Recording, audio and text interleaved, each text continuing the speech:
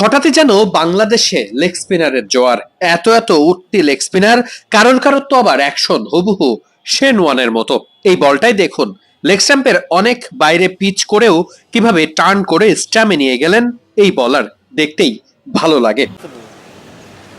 সম্প্রতি leg spinner hunt করে সারা বাংলাদেশ থেকে একেবারে ছেকে বাছাই করে 16 জনকে শেষ পর্যন্ত ক্যাম্পে নিয়ে এসেছে বাংলাদেশ ক্রিকেট বোর্ড, যেখানে সব থেকে বেশি নজর কেড়েছেন কোচ সালাউদ্দিনের ছেলে সানদিদ। নিশ্চিত করেই এই ক্যাম্পে সানদিদ কেমন করেন সেটার প্রতি নজর ছিল সবার। শুধুমাত্র লেগ স্পিনারই নন, বরং সানদিদ একজন চায়নাম্যান লেগ স্পিনার, যেটা বাংলাদেশের পার্সপেক্টিভে খুবই অপ্রতুল। বোলিং শেষ করে যাবার সময় সতীর্থের এভাবে পিঠ চাপড়ে দেওয়ায় বলে দেয় সানদিদকে নিয়ে সবার আশা কতটা।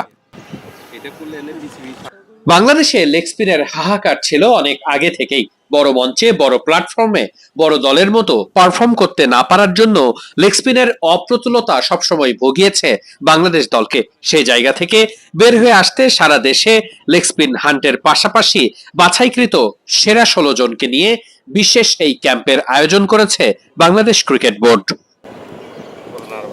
এই লেগ স্পিনারদের হান্টের পাশাপাশি দেখাশোনার কাজটা করছেন পাকিস্তানের দুই কোচ। একজন বর্তমানে জাতীয় দলের সঙ্গে রয়েছেন যুক্তরাষ্ট্রে বিশ্বকাপ সফরে, আরো একজন রয়েছেন এই ক্যাম্পের সাথেই।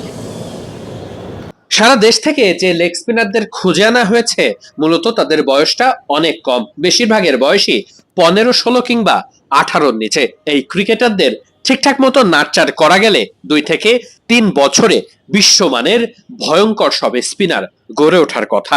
আর সেই পথেই হাঁটছে Bangladesh cricket board.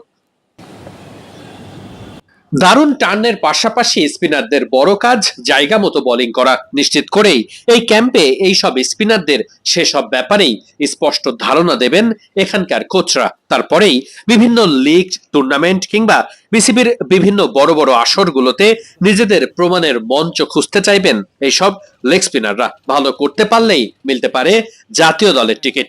Leg spin, Chinaman leg spin সবকিছুই বর্তমানে এতটাই ভালো ফলাফল আনছে যে বাংলাদেশ ক্রিকেট নিশ্চিত করেই সামনের দিনগুলোতে এই সব স্পিনারদের থেকে ভালো দিনের আশায় থাকবে। একটা সময় বাংলাদেশে বামহাতি স্পিনারদের প্রাচুর্যটা অনেক ছিল। আরাফাত সানি, ইলিয়াস সানি, আব্দুর রাজ্জাকদের নাম শুনলেই মনে হয় একটা সময় বামহাতি স্পিনে কতটা রাজত্ব করেছে বাংলাদেশ। ক্যাম্পে দারুণভাবে ট্রেনিং এর পর মূলত এসব ক্রিকেটারদের প্রয়োজন বড় বড় টুর্নামেন্টে অংশগ্রহণ। বিসিবির টুর্নামেন্ট, এনসিএল কিংবা ডিপিএল এর মতো আসরগুলোতে এই স্পিনাররা ঠিকঠাক সুযোগ পাবেন তো?